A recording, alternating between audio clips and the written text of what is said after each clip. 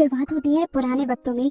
हमें स्किप्टो नाम का एक आदमी दिखाया जाता है मार्केट में, जिसके दुकान में सबसे ज्यादा कस्टमर आते हैं। इसी वजह से मार्केट के बाकी सभी दुकानदार उससे बहुत ज्यादा जला करते थे। स्किप्टो को उन लोगों की बिल्कुल टेंशन नहीं थी, क्योंकि उसका खुद का बेटा अर्दी बहुत ज्यादा बीमार था, जिसकी उसे सर्जरी करवानी थी और उसी के लिए वो पैसे जमा किया करता था। स्किप्टो की बहुत मेहनत के बाद उसके पास इतने पैसे जमा हो जाते हैं कि उसके बेटे अर्दी की सर्जरी हो जाए। सर्जरी सक्सेसफुल होती है और जैसे ही अर्दी सर्जरी के बाद अपनी आंखें खोलता है तो उसे कुछ अजीब दिखाई देता है। पहली मर्तबा होश आने पर ही उसे एक ऐसा इंसान दिखाई देने लगा था जो काफी डरावना था, मानो कोई जिन हो, और काफी वो बुढ़ा भी था। अर्दी इस पर ज्यादा ध्यान नहीं देता और उसे हॉस्पिटल से घर भी शिफ्ट कर दिया जाता है। उसके मॉम और डैड काफी रिलैक्स थे, किसी को टेंशन नहीं थी, लेकिन अर्दी को घर पर भी अक्सर वो बुढ़ा इंसान नजर आने लगा था। आखिर तंग आकर अर्दी ये बात अपनी मॉम को बता ही देता है। मॉम भी परेशान होकर उसे डॉक्टर के पास लेकर जाती हैं। डॉक्टर उसकी आंखें चेक करते हैं, जहां उन्हें कुछ भी खराब नहीं दिखता। वो अर्दी की मॉम से कहते हैं कि शायद अर्दी की सर्जरी की टेंशन की वजह से हेलुसिनेशंस होने लगे होंगे। घबराने की कोई बात नहीं। ये सुनने के बाद वो लोग घर आ जाते हैं और यहाँ पर हमें स्किप्टो को दिखाया जाता है। स्किप्टो जब अपनी दुकान बंद कर रहा था तो उसे अपनी दुकान के बाहर से एक पोटली मिली, जिसे उसने उठाकर खोल दिया और देखते ही वो डर गया, क्योंकि इसमें काला जादू का सामान था। घबरा कर उसने जाकर ये सारा सामान कचरे के डब्बे में फेंक दिया और अपने घर आ गया। इस पोटली को खोलने के बाद से उसके कंधों में बहुत ज्यादा दर्द था। घर आते ही स्किप्टो जैसे ही अपने बेटे अर्दी के पास आता है तो अर्दी उसे देखकर चिल्ला देता है, क्योंकि अर्दी को उसके कंधों पे बैठी हुई एक एंटिटी नजर आ रही थी। ये एंटिटी, ये चुड़ैल अर्दी के अलावा किसी को नजर नहीं आ रही थी। ये बात जब अर्दी ने स्किप्टो को बताई तो वो भी डर गया और सारी बात समझ गया। इसलिए उसने रुस्तम नाम के एक आदमी को अपने घर बुलाया। रुस्तम एक स्पिरिचुअलिस्ट था, ऐसी सारी चीजों को वो देख सकता था। इस एंटिटी को देखकर उसने स्किप्टो को बताया कि ये चुड़ैल, ये एंटिटी तुम्हारे साथ मार्केट से आई है और तुम्हारे ऊपर बहुत बुरा काला जादू किया गया है। स्किप्टो रुस्तम से सवाल करता है कि आखिर ये सब अर्दी को क्यों नजर आ रहा है। तब रुस्तम ने बताया कि सर्जरी और बहुत ज्यादा डिप्रेशन में रहने की वजह से अर्दी की तीसरी आंख खुल चुकी है, जिसकी वजह से वो ऐसे सभी एंटिटीज को देख सकता है। स्किप्टो नहीं चाहता था कि उसका बेटा अर्दी इस तकलीफ में रहे, तो रुस्तम कहता है मैं इसकी इस तीसरी आंख को पूरी तरह बंद तो नहीं कर सकता, लेकिन हाँ इतना कर सकता हूँ कि इसे आज के बाद से सिर्फ वही भूत नजर आएंगे जो इसे अपना आप दिखाना चाहेंगे। इस बात के लिए स्किप्टो मान गया और रुस्तम उसके ऊपर अपना मैजिक करने लगा। अपना जादू करने के बाद रुस्तम ने स्किप्टो को सख्ती से कहा कि अर्दी कभी भी मार्केट नहीं जाएगा, और ऐसा क्यों कहा ये कहानी में आगे पता चलेगा। खैर, अब कहानी में एक साथ 13 साल गुजर जाते हैं। अर्दी बड़ा हो जाता है और हमें इनकी पूरी फैमिली को दिखाया जाता है, जो काफी खुश रह रहे थे। उस दिन के बाद से इनके साथ ऐसा कोई वाकया नहीं हुआ था। आज अर्दी कॉलेज में एडमिशन लेने वाला था और कॉलेज में एडमिशन फी देने की आज लास्ट डेट थी। स्किप्टो उसे फीस देकर नहीं गया था, तो उसकी मॉम ने कहा जाओ तुम जाकर मार्केट से ले लो। और ये बात बस सुनते ही उसके मुंह का नक्शा बदल गया, क्योंकि वो जानता था कि अगर वो मार्केट में जाएगा तो उसे बहुत ही खौफनाक चीजें नजर आएंगी। उसकी मॉम को भी उसकी सिचुएशन का पता था, इसीलिए उन्होंने कहा अर्दी देखो, तुम सीधा जाना, इधर उधर देखना ही ना, बस अपने डैड की शॉप पर जाकर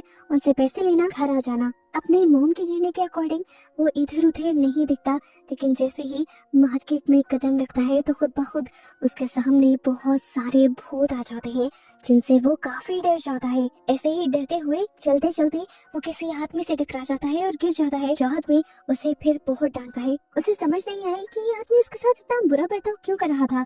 एक दूसरे दुकानदार ने आकर अर्दी को संभाला और उसे कहा इसकी बातों का बुरा मत मानो, इसकी बेटी अभी 2 दिन पहले मरी है। अर्दी को उसके लिए सुनकर बुरा लगा और वो अब अपने डैड के पास आ गया। अपने डैड के ऑफिस के बाहर खड़े ही उसे अपने डैड और अपनी अंकल की आवाजें आ रही थी। उसके अंकल स्किप्टो को कहते हैं इतने लालची मत बनो, जो कर रहे हो वो मत करो। लेकिन स्किप्टो उसकी बात का कोई जवाब नहीं देता और अर्दी को अंदाजा हो जाता है कि उसके डैड कुछ तो बुरा या गलत कर रहे हैं। उसके अंकल भी गुस्से में निकलकर बाहर चले जाते हैं और स्किप्टो भी बाहर आकर अर्दी को देख लेता है। स्किप्टो अर्दी को पैसे देता है और पैसे लेकर अर्दी यहाँ से चला जाता है। जिसके बाद रात हो जाती है। स्किप्टो अपनी दुकान बंद ही कर रहा होता है कि आज दोबारा उसे अपनी दुकान के बाहर से एक पोटली मिलती है, जिस पोटली को उसे बिना कुछ सोचे समझे खोल लिया, यानी पहले वाली ही गलती की। इस पोटली को खोलते ही वो डर गया, क्योंकि इसमें इस मर्तबा काफी ज्यादा काला जादू का सामान था, जिसका मतलब कि जादू अब ज्यादा ताकत से किया गया था। और इस पोटली को खोलने के बाद से ही स्किपिडो को बहुत ही डरावनी शैतानी आवाजें आना भी शुरू हो गई थी, जैसे उसके चारों तरफ बस शैतानी रूहें मंडरा रही हूँ। इनके डर से वो जोर से चिल्लाता है, मैं जानता हूँ तुम मेरा कुछ नहीं बिगाड़ सकती, इसलिए मैं तुमसे बिल्कुल नहीं डरता। उसके कहते ही सारी आवाजें बंद हो जाती हैं और वो अपनी गाड़ी में बैठकर यहाँ से चला जाता है। घबराया हुआ वो घर पहुँचता है तो उसकी वाइफ उससे पूछती है, क्या हुआ स्किप्टो? लेकिन स्किप्टो उसे कुछ नहीं पता था और जाकर सो जाता है। नींद में भी अब उसे डरावने ख्वाब आने लगे थे। उसे ख्वाब में एक बूढ़ी लेडी दिखाई दी जो बोल रही थी कि 7 समुद्रों का जादू पूरा हो चुका है, इसीलिए सुबंगी तुम आ जाओ। सुबंगी एक शैतान था जिसे उस औरत ने स्किप्टो और उसकी फैमिली को बर्बाद करने का काम दिया। हम देखते हैं कि वो शैतान स्किप्टो के अंदर चला जाता है, स्किप्टो की बॉडी मुड़ने लगती है और उसे बहुत तकलीफ होती है। ये सिर्फ ख्वाब में नहीं हो रहा था, उसके साथ सच में भी हो रहा था। वो चिल्ला रहा था तकलीफ से और उसकी आवाजें अर्दी ने भी सुन ली। वहाँ जाके अर्दी ने देखा कि उसके डैड सो रहे थे, लेकिन वो ये नहीं देख पाया कि उसके रूम में एक शैतान भी था। सुबह बिल्कुल नॉर्मल होती है, सब जब नाश्ता कर रहे होते हैं तब स्किप्टो को खून की उल्टी लग जाती है, जिस उल्टी में जानवरों की हड्डियां भी निकल रही थी। ये देखकर सब घबरा गए। जब डॉक्टर के पास उसे ले जाया गया तो डॉक्टर को भी उसकी बीमारी की समझ नहीं आई और सारे परेशान हो गए। स्किप्टो को उसकी दुकान के एम्प्लॉयज ने आकर बताया कि आप पर काला जादू किया गया है, इसलिए आप इस तरह बीमार हैं। स्किप्टो उनकी बात पर यकीन नहीं करता और उन्हें यहाँ से चले जाने को कहता है। क्योंकि स्किप्टो बीमार हो चुका था, इसीलिए स्किप्टो की दुकान स्किप्टो की वाइफ चलाने लगी और ऐसे घर अकेला पड़ गया। एक दिन जब आईडी का भाई छोटा घर में आया तो उसने घर में कुछ अजीब महसूस किया। एक दरवाजा खुद ब खुद खुल रहा था, जिसके अंदर वो चला गया। बाहर जाने पर उसने देखा कि बाहर वही पोटली थी जो पहले स्किप्टो को मिली थी। ना जानते हुए कि ये क्या चीज है, उसने ये खोल दी। पोटली खुलते ही उसके साथ भी वैसा ही अजीब सब कुछ हुआ। उसे भी डरावनी आवाजें आने लगी शैतानों की। वो समझ गया कि ये काले जादू की पोटली थी और अब उसके पीछे बहुत सारे शैतान पड़ चुके हैं। इन सारी चीजों से इस बच्चे की हालत बहुत ज्यादा खराब हो जाती है। रात में जब ये सब लोग घर आते हैं तो देखते हैं कि आरिफ को तेज बुखार था, साथ ही स्किप्टो की भी हालत और ज्यादा खराब होने लगी थी। अर्दी को स्किप्टो के कमरे से अजीब आवाजें आती हैं। वो जाकर देखता है तो स्किप्टो तड़प रहा था, जैसे कोई उसका गला दबा रहा हो। लेकिन ये कौन कर रहा था, अर्दी को नजर नहीं आया। ये लोग स्किप्टो को उठाकर हॉस्पिटल ले गए। उसका जिस्म बिल्कुल बेजान हो चुका था, जैसे वो मर गया है। डॉक्टर्स ने बताया कि वो कोमा में जा चुका है। अर्दी अपनी डैड की इस हालत से पागल हो चुका था। वो उल्टा अपने अंकल पे ही गुस्सा होने लगा, क्योंकि उसे लगता था कि उसके अंकल उनसे जेलस होते हैं और उन्होंने ही ये काला जादू स्किप्टो पर किया होगा। अब क्योंकि स्किप्टो बीमार था, उसकी देखभाल के लिए भी किसी का होना जरूरी था, तो उसकी मॉम ने स्किप्टो के पास रहने का फैसला किया और अर्दी को अब दुकान की जिम्मेदारी मिल गई। वो जब दुकान पे गया तो उसे शॉकिंग न्यूज मिली कि अब उनकी दुकान में कस्टमर्स आना बंद हो चुके हैं, इसीलिए दुकान के एम्प्लॉयज भी छोड़कर जा रहे थे। ये सुनकर अर्दी और भी ज्यादा उदास हो गया। फिर उसने अकेले ही दुकान को मैनेज करना शुरू किया। रात तक कोई कस्टमर नहीं आया और जब पूरी मार्केट बंद हो गई तब एक कस्टमर आया कि लड़की कोई इंसान नहीं थी।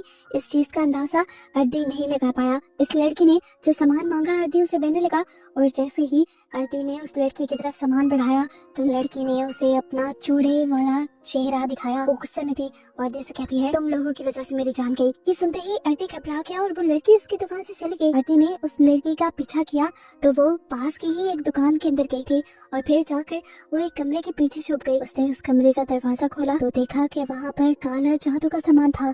इतनी ही देर में इस शॉप का ओनर भी यहाँ पे आ गया, जो अर्दी को पकड़ के डांटने लगा और उसे ब्लेम करने लगा अपनी बेटी की मौत के लिए। डर कर अर्दी वापस घर आ गया। वो समझ गया था कि उनके ऊपर काला जादू हुआ है, इसीलिए उसने रुस्तम को बुलाया, उसी आदमी को जिसने पहले भी उनका इलाज किया था। इनके घर आते ही वो आदमी परेशान हो गया, क्योंकि इतना सख्त काला जादू उसने आज से पहले कभी नहीं देखा था। वो जल्दी से इन लोगों को कुछ बैंड्स देता है जो इनकी हिफाजत करेंगे, लेकिन अब शायद इन बैंड्स से भी कुछ होने वाला नहीं था, क्योंकि अर्दी के भाई आरिफ की तबीयत बहुत ज्यादा खराब हुई और उसकी मौत जिसने अर्दी को पूरी तरह तोड़ दिया। वो गुस्से में अगले ही दिन अपने अंकल के पास गया और उनको बुरा भला बोलने लगा और कहने लगा, बताएं अब क्या चाहते हैं, अब तो मेरा भाई भी मर गया है, अब क्या हम सबको मारना चाहते हैं, बंद भी कर दें काला जादू। तो यहाँ पर उसके अंकल ने उसे एक बहुत बड़ी सच्चाई बताई कि बेटा, काला जादू मैं नहीं करता, बल्कि इसकी शुरुआत तुम्हारे ही डैड ने की थी। बताते हैं कि सालों पहले जब तुम्हारे डैड के पास कोई नहीं था, मैंने ही तुम्हारे डैड को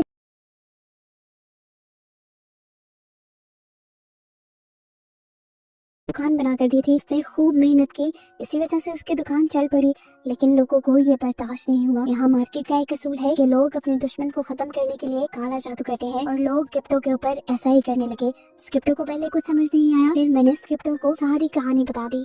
स्किप्टो ने पहले तो कुछ नहीं किया, लेकिन जब उसने देखा कि काला जादू का असर उसकी फैमिली पे होने लगा है, तुम पर और तुम्हारी मॉम पे होने लगा है, तो उसे गुस्सा आ गया और उसने फैसला कर लिया कि वो काली जादू का जवाब काली जादू से ही देगा। वो एक जादूगरी के पास गया और उससे जाकर उसने अपने दुश्मनों पर काला जादू करवाया, जिससे उसके सारे दुश्मन खत्म हो गए और उसका कारोबार दोबारा चलने लगा। आखिरी मर्तबा उसने अपने आखिरी दुश्मन सीसक के ऊपर काला जादू करवाया, जो उसके ऊपर छोटे मोटे जादू किया करता था उसका कारोबार बंद करने के लिए। लेकिन तुम्हारे डैड को गुस्सा ज्यादा आया और उसने बहुत बड़ा जादू कर दिया, जिसकी वजह से सीसक तो नहीं लेकिन उसकी बेटी मारी गई। जिसके बाद सीसक ने अपनी बेटी का बदला लेने के लिए ही तुम्हारे डैड पे ये सबसे खतरनाक काला जादू किया है, समुद्रों वाला काला जादू। ये सब बातें सुनकर अर्दी बहुत परेशान हो गया। अर्दी जल्दी से जाकर काले जादू की सारी चीजों को अपने घर से दूर करना चाहता था, लेकिन इससे पहले कि घर पहुंचता हमें दिखाया गया कि एक आग की जलती हुई पोटली आखिर उनके घर पे गिर गई,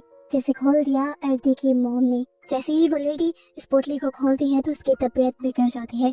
घर आकर अर्दी जैसे ही ये सब देखता है तो फौरन रुस्तम को बुला लेता है और रुस्तम ये पोटली देखकर समझ जाता है कि ये सबसे खतरनाक समुद्रों वाला काला जादू है। वो इन सबसे कहता है कि कोई भी अगर इस पोटली को देखे तो इसे कभी ना छुए। वो अर्दी को बताता है कि तुम भी अभी तक इसीलिए जिंदा हो क्योंकि तुमने आज तक ये पोटली नहीं खोली।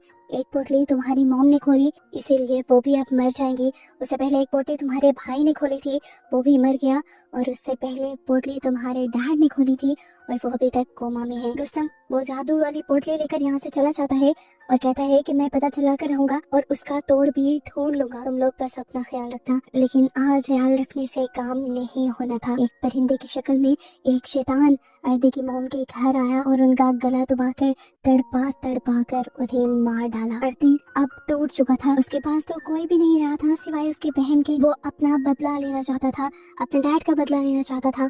इसीलिए रुस्तम उसके पास आया और रुस्तम ने उसे बताया कि मैं पता चला चुका हूँ ये जादू कौन सा है। इस जादू को सुबंगी शैतान की मदद से किया गया है, जिसे जगाना इतना आसान नहीं। इसे जगाने के लिए 7 समुद्रों तक जाना पड़ता है और 7 समुद्रों के पानी का इस्तेमाल करके जादू होता है, जिसके बाद ये शैतान जागता है। अगर तुम्हें इस सुबंगी शैतान को मारना है या सुलाना है तो तुम्हें उन 7 समुद्रों का पानी लाकर अपने डैड को प्योर करना पड़ेगा, जिसके जरिए उस शैतान को जगाया गया है।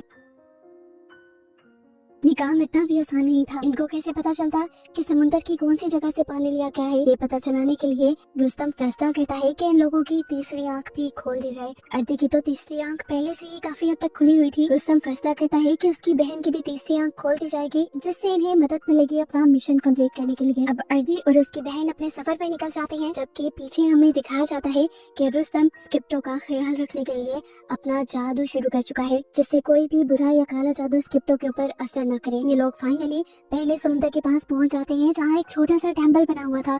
इन्हें बस यहाँ से पानी लेना था, लेकिन यहाँ पर मौजूद शैतानी आत्मा इन्हें बहुत ज्यादा डरा देती है, पानी नहीं लेने देती। लेकिन स्किप्टो की बहन उसे चकमा देकर फाइनली ये लोग यहाँ से पानी लेकर आगे की तरफ बढ़ जाते हैं। इनकी तीसरी खुली हुई आंख ऐसे ही बाकी 6 समुद्रों पर बने टेम्पल को ढूंढने में मदद देती है और हर समुद्र पर पहुँच कर ये लोग बहादुरी से शैतानी पावर्स से लड़कर आखिर अपने डैड को बचाने के लिए पानी लाने में कामयाब भी हो जाते हैं। लेकिन अब भी एक बहुत बड़ा ट्विस्ट है, ये लोग अपने डैड को बचा भी पाएंगे कि नहीं, क्योंकि इनको घर पहुंचते हुए पूरी रात लग जाएगी। और यहाँ हमें सुबंगी शैतान को दिखाया जा रहा है, जो पहुंच चुका है इनके घर इनके डैड को मारने के लिए। सुबंगी को रोकने के लिए रुस्तम कॉन्टिन्यूस अपना जादू कर रहा था, जिससे सुबंगी को थोड़ी थोड़ी तकलीफ हो रही थी। इसीलिए सुबंगी ने पहले स्किप्टो को मारने से पहले रुस्तम को ही मारने की प्लानिंग की। ये अजीब सा डरावना सींग वाला शैतान पहले रुस्तम के ऊपर ही हमला करके उसे मार देता है। और फिर उसे घर पे नजर आते हैं आरती के अंकल।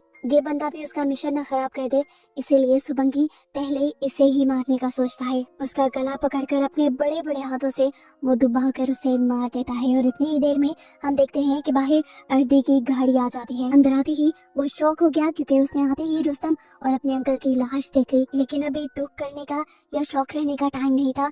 वो जल्दी से अपने डैड के पास गया। सुबंगी के अपने डैड के पास पहुंचने से पहले ये लोग जल्दी से पानी निकाल कर अपने डैड को नहलाना शुरू कर देते हैं। लेकिन इसी टाइम पर सुबंगी यहाँ आ जाता है इनका मिशन तबाह करने के लिए। वो उठाकर सबसे पहले अर्दी की बहन को यहाँ से दूर फेंकता है और फिर अर्दी के ऊपर भी हमला करता है। अर्दी उस शैतान को पूरी तरह देख पा रहा था, लेकिन फिर भी उसे डर नहीं रहा था। 6 पानी वो ऑलरेडी अपने डैड के ऊपर डाल चुके थे और 7वां पानी उन्होंने अब डालना था। शैतान भी जानता था कि अगर 7वां पानी उन्होंने डाल दिया तो उसका मिशन खत्म हो जाएगा और हो सकता है वो भी खत्म हो जाए। इसलिए वो पूरी कोशिश करता है कि अर्दी ये पानी स्किप्टो पर ना डाले। वो अर्दी को मारने के लिए उसे ही पकड़ लेता है और यहाँ इस पॉइंट पे आके अर्दी अपना सहन लड़ाता है और पानी को दीवार की तरफ उछाल देता है। दीवार से टकराने के बाद ये पानी स्किप्टो के ऊपर गिर जाता है और आखिर ये जादू टूट जाता है। वो शैतान अर्दी को फेंक देता है। यहाँ पर तेज रोशनियां दिखाई जाती